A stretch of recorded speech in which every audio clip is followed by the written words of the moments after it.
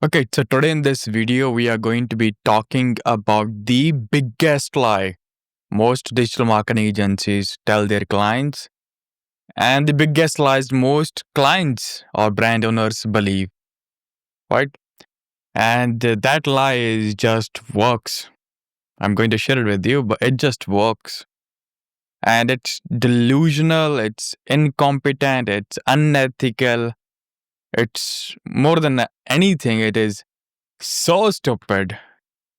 It is so stupid. It's actually unbelievable how effective it works, being it so stupid.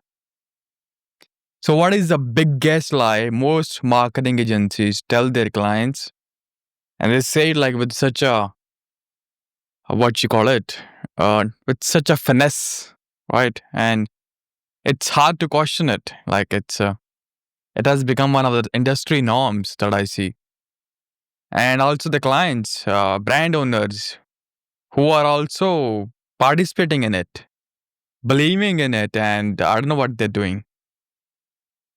So, what is the biggest lie most marketing agencies tell their clients? The lie is testing, that we are doing testing. Now, when it comes to testing, you got to ask them, what are you testing? You're testing audience, you're testing creatives, you're testing products, and how you're measuring the success, what you're testing against, right?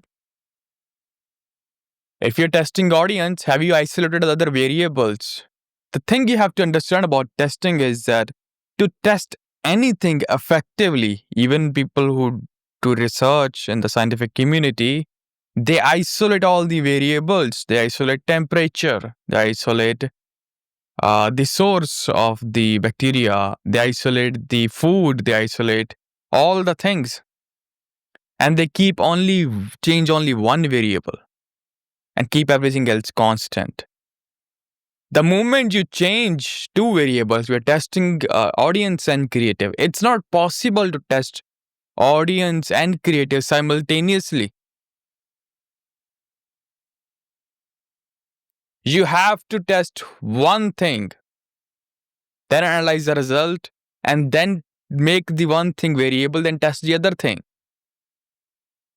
And I'm going to show you from the RLX operation and manual, how we do testing.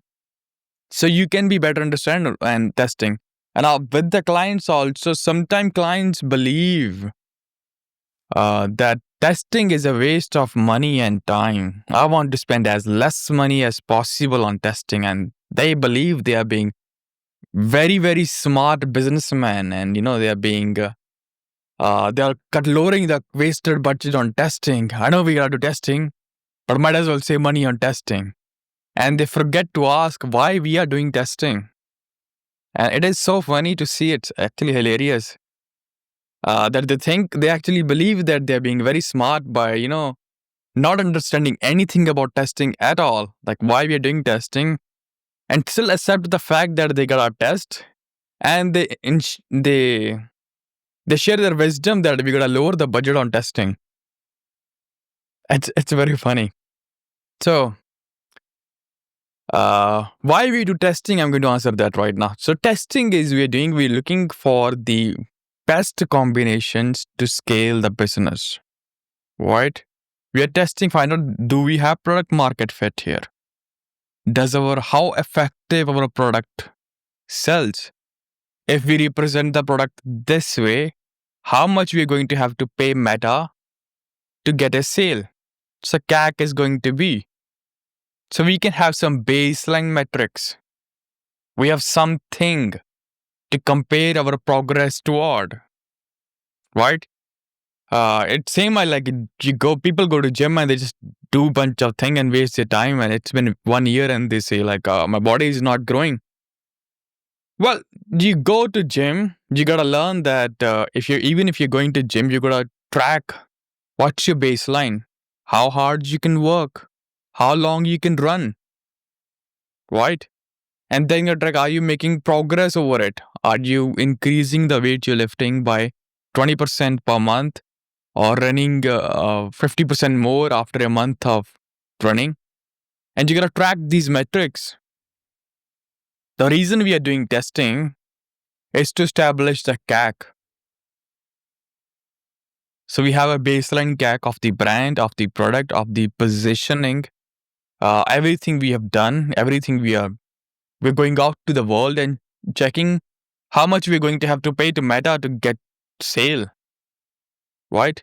And then after we establish that, then we start isolating variables. Let's keep everything else the same and let's tweak this angle or let's tweak this messaging and see what the metrics look like, right? Now let's tweak this audience and let's see what the metrics look like, right? Or let's tweak this website landing page and see what the conversion look like or what's the CAC look like, because CAC is the bottom line, right? And this is a very, very concrete metric that we can use to track, are we making progress in the right direction or not, right? It'll be like, I'm going to just do running, right? And I'm not going to look at like, am I improving in my cardio or not? So you're just doing running, right? You could be decreasing in your cardio. You could have some sleeping issues. That could be the problem of your poor cardiac health. And you might be just putting all your efforts in, I gotta run more and more and more. Are you making progress as compared to the baseline?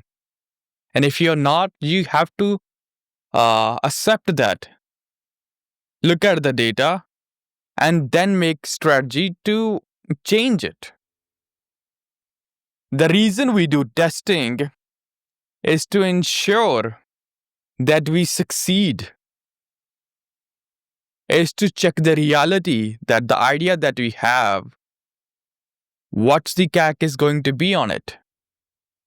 Is it a worth it idea or not?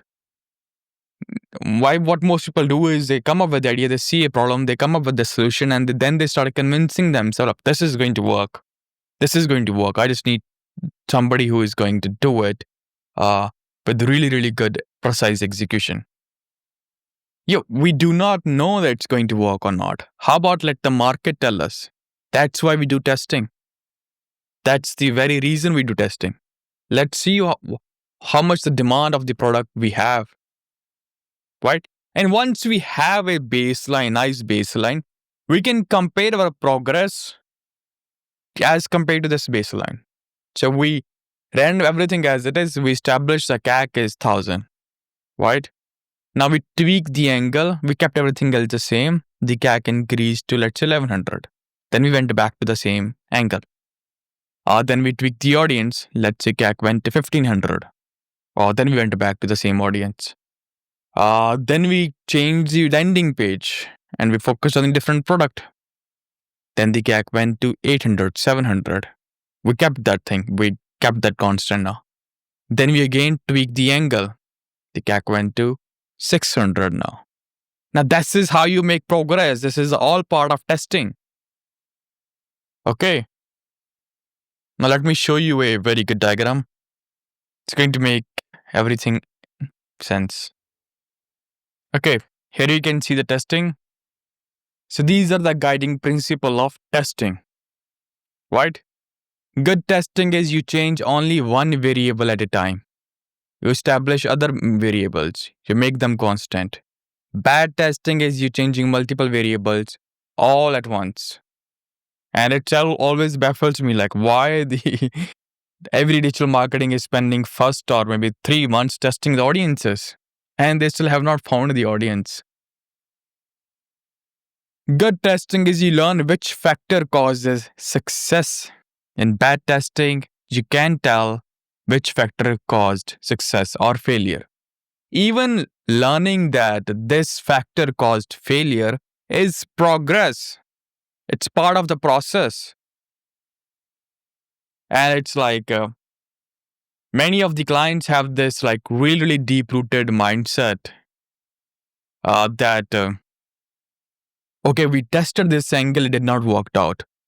Everything is gone to shit. It's I should just give up and I should start something else or something. It's you really have to have the faith that you have found out, okay, this angle or this positioning or this representation of the product did not work. That's a signal to change something, right? Information that this thing fails is also information you needed to know, or we needed to know, to increase the probability of success, right? Let's go back to it. Where are we? There we are. So yeah. So keep 3 proven and test 1 new only. Bad testing, everything is new. We have no clue what's happening. So we want to avoid that. That's bad. And example is, you have a new angle, but you have the same product, same audience, and same creative concept. A bad testing is that you have a new product, new angle, new audience, new creative. It's total chaos. Right? Always test one variable at a time. As you can see here, the green ones are fixed. We don't change them. Only yellow when we are changing. So when you're doing product or collection testing, you change just that and keep everything else the same. You don't change everything. The moment you change the creative, now it's a bad testing. Even if it wins or fails, you did not learn anything about your brand, about your audience, right? Even if here product collection failed, we have learned something, that our audience does not want this kind of product or this type of collection from us, right?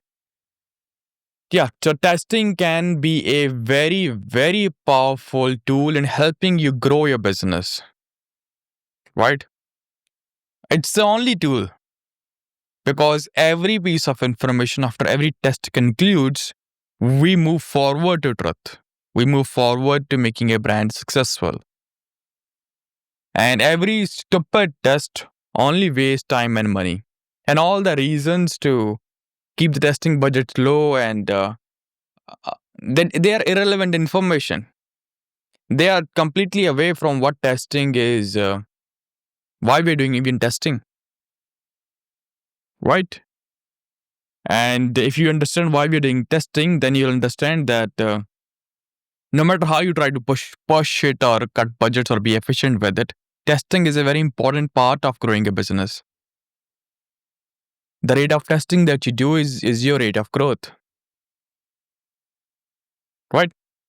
Again, that's it for this video, and I hope you enjoyed it and got some value out of it. I'll see you in the next.